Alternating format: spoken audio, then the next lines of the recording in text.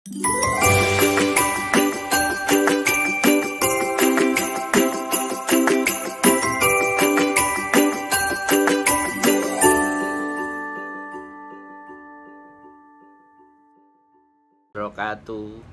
gimana? Gini, mau nanya. Ya, Gimana Mbak? saya ngomong sama agent saya langsung kan. Saya ngomong sama agent saya langsung tadi. Maksudnya saya suruh ngomong sama majikan gitu loh. Terus dia bilang gini, ya takutnya nanti kamu, maksudnya majikanku itu takutnya ngasih rekod jelek gitu loh. Kamu nanti nunggu bisa nggak turun-turun gitu. Terus gimana ya, enaknya saya ke Makau apa? Saya itu bingung loh. Makanya saya minta pendapat gitu sekarang. Sampean bingungnya kenapa? Coba diulangi lagi. Iya, tadi kan saya ngomong sama agent suruh ngomong majikan. Maksudnya kan kalau saya udah nggak kuat kerja di sini gitu kan maksudnya. Tapi takutnya agent itu dia ngasih rekodnya jelek gitu loh maksudnya. Saya gini gitu maksudnya. Jadi nanti kalau saya cari majikan di sini lagi, takutnya visanya nggak turun gitu loh. Kan sebenarnya itu resiko Mbak kalau sampean break. Iya. Jadi kalau sampean takut majikan ngasih rekod buruk, ya jangan break dong. Bener nggak? Kalau saya boleh bilang seperti itu. Atau sebaliknya, ibaratnya sampean ngerasa bahwa kalau misalnya sampean njaluk rekodan baik, ya kan? Iya. Kan kita nggak ngerti perasaannya majikan. Yang jelas kan mereka selalu akan kecewa. Makanya kenapa dibutuhkan komunikasi antara sampean dan majikan. Sekarang sampean mau melangkah takut, ya. Terus nggak mau melangkah mumet dase. Iya. Ya kan? Di posisi yang semuanya serba nggak enak kan? Iya benar. Nah sekarang kalau sampean sudah memang meyakini berani break, ya sudah, dengan segala bentuk resikonya sampean hadapi tuh. Kalau saya bilang begitu kan, nggak siap pulang ke Indonesia ya cari kerjaan di Makau. Karena break kontrak kan, masalahnya kan di situ, break kontrak. Nah, tapi kalau sampean masih mau bertahan, mencoba memperbaiki diri, ya saya rasa pasti akan ada perubahan. Karena di sini tuh ndak ada hubungannya dengan agensi, ndak ada hubungannya dengan saya, ndak ada hubungannya dengan siapapun. Di sini tuh cuman diri sampean sendiri yang bisa gitu. Iya. Karena di Hong Kong itu bukan fisik tapi mental. Iya. Nah, sampean mau ngomong apa kok ketoknya kepingin ngomong? Iya makanya saya tuh bingung banget, ya Allah gimana, pusing bener loh. Ya jangan pusing, jangan pusing Mbak. Sampean kan manusia yang punya keyakinan, punya iman, ya kan? Iya. Duwe Gusti Allah, ya nggak? Bener nggak? Iya. Saya ngomong, kalau segala bentuk kebuntuan, segala nggak ada, ya kemana kita mau mengadu kan? Iya. Balik ke sana tuh. Yang maha membolak-balikkan hati. Iya, kita ngomong pun dengan segambreng banyak manusia, tapi kalau hati sampean nggak bisa nerima, nggak tenang, kita nggak bisa loh ya Mbak membenarkan keputusannya orang dan juga menyalahkan keputusannya orang, kan kita tidak. Saya menjadi orang-orang yang diteleponin sama teman-teman, saya berusaha untuk tidak membenarkan dan tidak menyalahkan, tapi saya lebih cenderung menyampaikan resiko-resiko yang terjadi. Keputusan yang ketika akan diambil itu akan menimbulkan dampak. Nah, dampak-dampak itulah yang lebih saya utamakan untuk saya sampaikan. Nah, kalau belum siap dengan menerima dampak itu, ya lanjutkan aja dulu kan kayak gitu. Tapi kalau sudah benar-benar yakin dan siap, Sementara kok Mbak, mental itu sebenarnya sementara. Di Hong Kong itu polanya itu teratur kok Mbak, menurut saya. Tinggal sampean memahami pola itu dan menerima pola itu gitu loh. Bisa dipahami yang saya maksudkan? Iya Bang. Sampean kerja berapa bulan itu kan ritmenya kan sama gitu kan, bener nggak? Iya. Jadi membiasakan hal yang seperti itulah yang sampean yang belum bisa. Kalau sudah bisa 20 tahun, 15 tahun, 10 tahun nggak pulang-pulang, malah nggak mau disuruh pulang kan? Karena sudah membiasakan ritmenya. Karena tidak terbiasa dengan ritme yang seperti itu. Sama, saya juga gitu Mbak dulu. Pengalaman sedikit aja ya. Gaji itu kalau saya nggak minta sebulan itu nggak akan digaji. Saya pernah bekerja sama orang Hong Kong itu begitu. Bayangkan yang sudah menjadi hak kita loh padahal. Harusnya dengan sendirinya dia, wow yang gaji karyawanku. Enggak. Saya minta tanggal 25 ya dikasih 25. Saya minta tanggal 20 padahal gajiannya tanggal 17. Ini salah satu ciri ya. Salah satu tanda. Ya, sekali lagi kasus by kasus. Terus yang kedua, saya pun pernah juga dianggap goblok. Wis pasti itu. Bahkan dia melihara anjing 3. Ngomongnya kayak gini, kamu hati-hati yang rawat anjingku. Biaya perawatan anjingku itu sama gajimu aja lebih besar perawatan anjingku. Apakah hati kita itu gak maktek ngono Mbak? Ada dipadakno karo asu lho. Malah asu itu luwih istimewa dibandingkan awake dhewe. Bayangkan. Itu kalau di negara kita atau di bangsa kita nggak masuk kan? Di sini tuh kayak gitu tipenya. Sudah dianggap lebih dari anak hewan piaraan itu. Bahkan hari ini ada hari perayaan pet sedunia, hewan peliharaan sedunia. Lu bayangkan, padahal menungso loh awake dhewe. Apa enggak human right itu? Apa maksudnya hak manusia kita itu kalah. Jadi sampean menurut saya ya, sampean ini masih bisa bertahan menurut saya. Ya, sampean harus berdamai dengan diri sendiri. Iya, oke, ini Hong Kong. Oke, aku harus begini. Oke.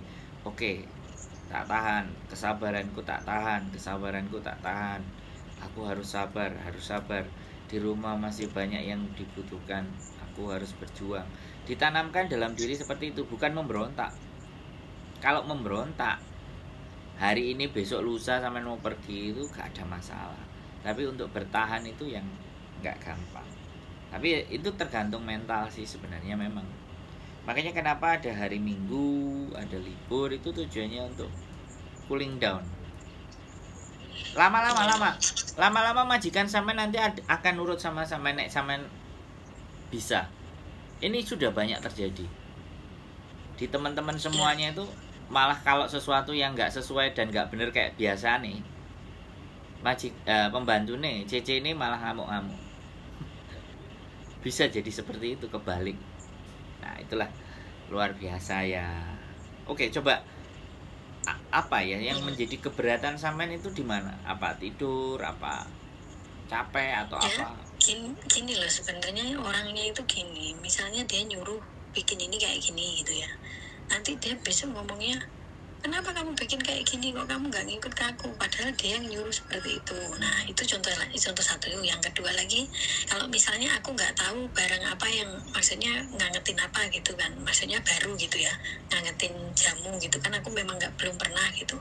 Jadi aku tanya, ini ngangetannya gimana, di steam apa di microwave apa di rebus, aku bilang gitu. Dia bilang kayak gini, ya menurutmu kayak gitu. Maksudnya jawabannya itu, kenapa kalau ada yang gampang kenapa jawabnya yang susah, maksud aku gitu loh. Maksudnya ya udahlah bilangin aja, maksudnya ya udahlah kamu rebus apa kamu apa gitu kan, udah gampang kan misalnya. Tapi dia itu enggak, kalau ditanya itu diperpanjang-panjang gitu, maksudnya yang kamu masa nggak tahu gini kan belum pernah, aku bilang gitu. Kalau aku udah pernah nggak mungkin aku nanya gitu. Tapi kalau misalnya aku tanya besok sarapan apa, masa kamu tanya sama aku sarapan gini aja tanya, kamu harusnya mikir lah nanti kalau aku bikinin nggak benar, aku bilang gitu. Makanya aku tanya, terus kamu ada menu nggak, katanya gitu. Orang bukan restoran kok ditanya menu kan. Tapi aku nggak jawab apa-apa sih, aku diem. Terus habis itu aku tanya lagi, terus gimana ini sarapannya apa, aku bilang gitu. Terus dia itu pokoknya jawabnya itu terus nggak enak gitu loh. Maksudnya kan ya jawab aja lah apa yang simple, maksudnya kan bisa dijawab, ya udah aku bikinin inilah besok. Terus dia suruh bikinin roti misalnya, aku bikinin roti seperti apa yang dia mau gitu kan. Terus nanti dia udah nyampe di kantor misalnya, itu dipoto dikirimin ke saya. Habis itu dia bilang kayak gini, kamu bikinnya kayak gini, lain kali jangan bikin pakai itu, padahal kan dia yang nyuruh kayak itu katanya kan. Makanya saya itu bingung gitu loh. Nanti kalau besok saya misalnya pakai yang satunya lagi, dia bilang lagi nanti, loh kok kamu pakai yang ini, kan kemarin nggak aku ajarin pakai ini gitu loh. Maksudnya itu yang membuat saya bingung. Terus dia itu ngomongnya itu nggak selesai di situ gitu. Maksudnya dia masih nyerocos, masih ngomong lain-lainnya diomongin semua kayak gitu. Berarti tipenya dia itu nggak suka ditanya, Mbak? Tapi dia bilang kalau saya nggak tahu suruh nanya. Tapi iya, kalau setiap kali iya. saya tanya dia kayak gitu. Iya. Gitu. Jadi saya kan bingung gitu loh. Nggak usah bingung. Sekarang nggak usah bingung. Menurut saya ya, menurut saya sampean nggak usah bingung. Persembahkan yang terbaik dari sampean. Kalau bilang udah ini persembahanku terbaik buat kamu, kalau besok keliru lagi, besok tak betulin lagi, berarti dia itu membuat sampean disuruh agar lebih kreatif. Itu aja kuncinya sebenarnya. Sampean belum bisa memecahkan clue itu gitu.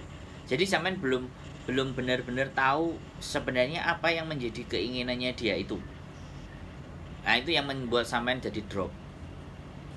Belajar aja, nggak apa-apa. Ya jadi belajar aja dari tingkah lakunya dia. Dia selalu bilang nyuruh, udah kamu lihat YouTube ini, maksudnya gitu kan, kamu lihat YouTube. Nah, terus aku ngikutin apa yang di YouTube. Terus besoknya dia bilang gini, kenapa kamu ngikutin yang di YouTube? Loh katanya suruh ngikutin, aku bilang gitu. Terus dia bilang kayak gini, ya itu kan buat gampang aja. Kalau sampai awet di kemeng-kemengnya nggak bakalan bener. Nah, itu yang sampean harus menurutku ya lebih dipahami. Jadi bener-bener dablek gitu. Karena orang-orang anak-anak sini kan kalau ngomong dablek gitu.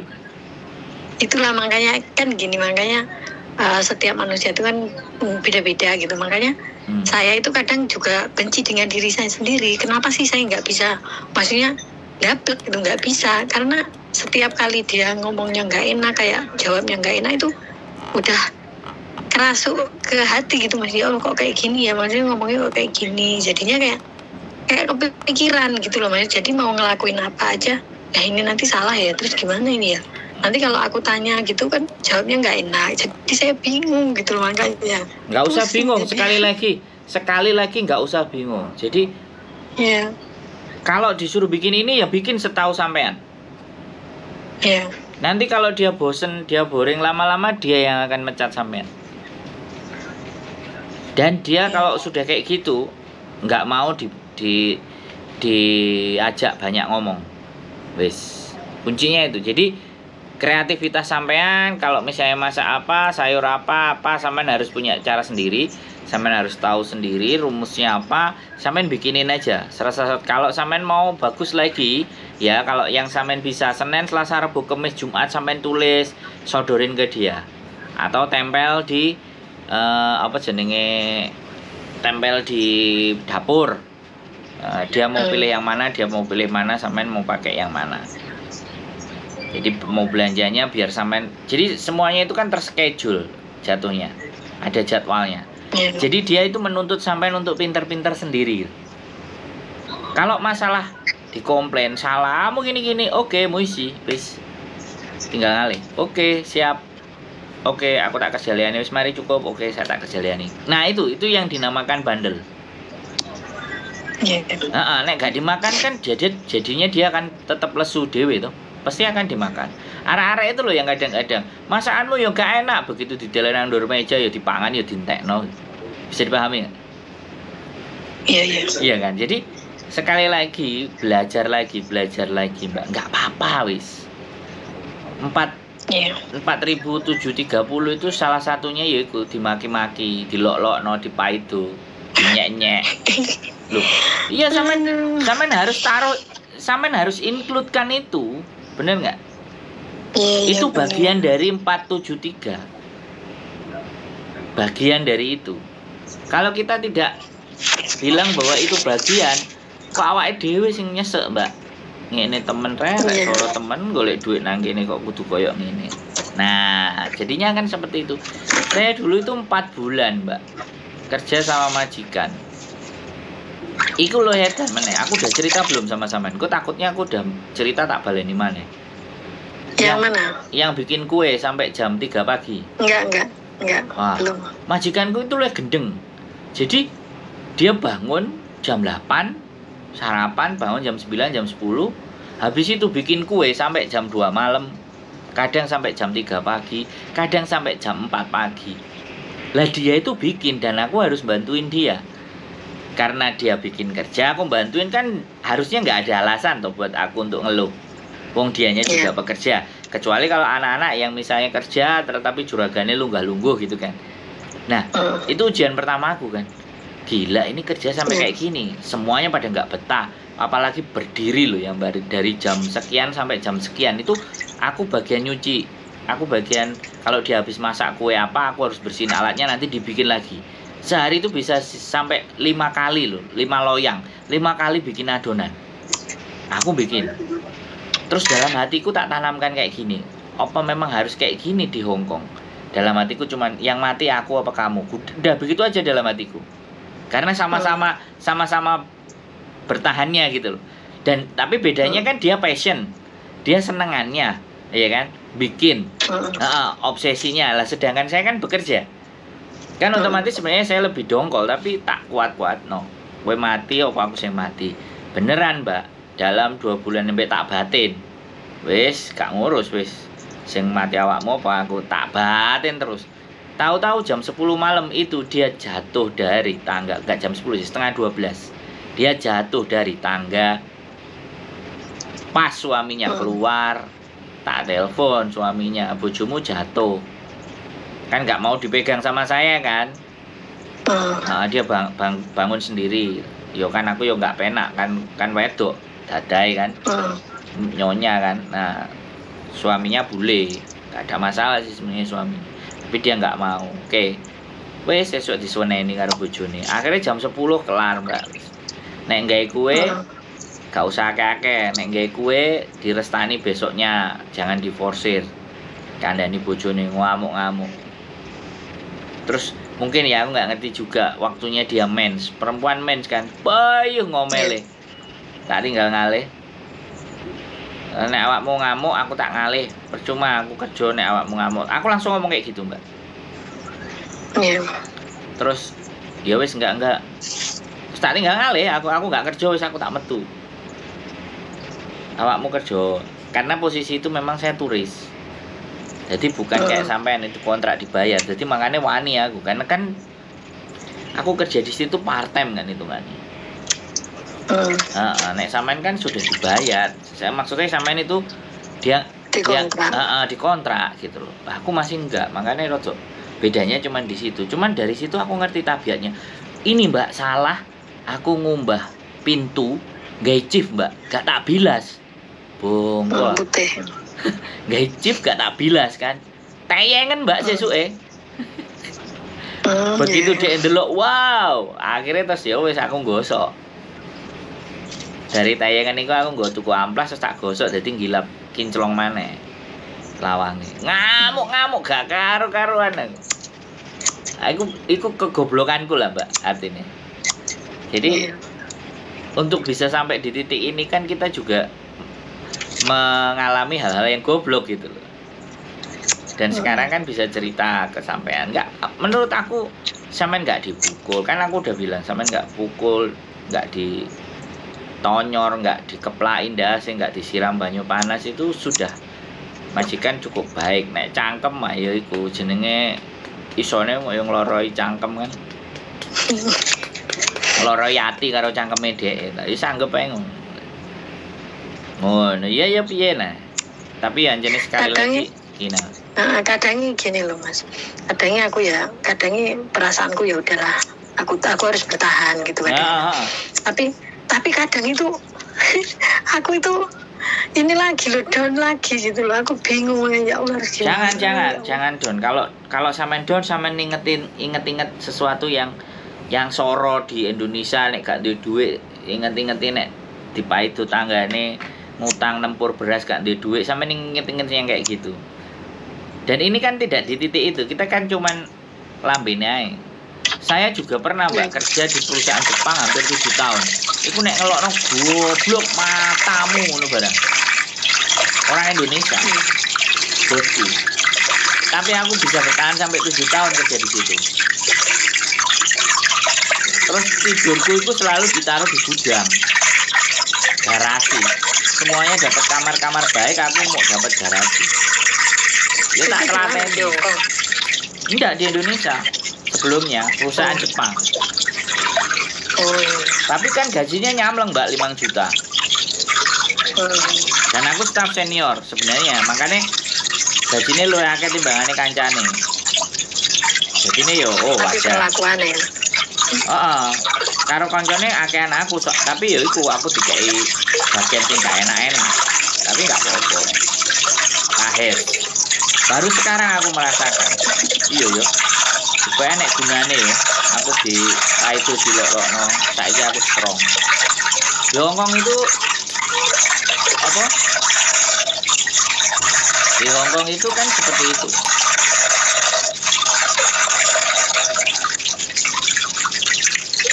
Ya, wis ya Mbak. Ibadah sing rajin ya. Ya, disebut di istighfari. Ya, disolawati dalam hatine sampean. Lembut suwe-suwe. Nek gak dhek sing lembut sampean sing luwih lembut. Nek gak dhek sing lembut sampean sing digedhekno atine pasti. Itu mesti ada 2 impact, 2 dampak. Dia yang berubah atau sampean yang tambah dikuatkan. Itu pokoknya sampean sebutno. Sampean selawati, sampean pokoknya lambene sampean iso muni apa dalam hatine sampean keluarkan itu semuanya, keyakinan itu terus ada, itu bekerja Mbak, saya yakin.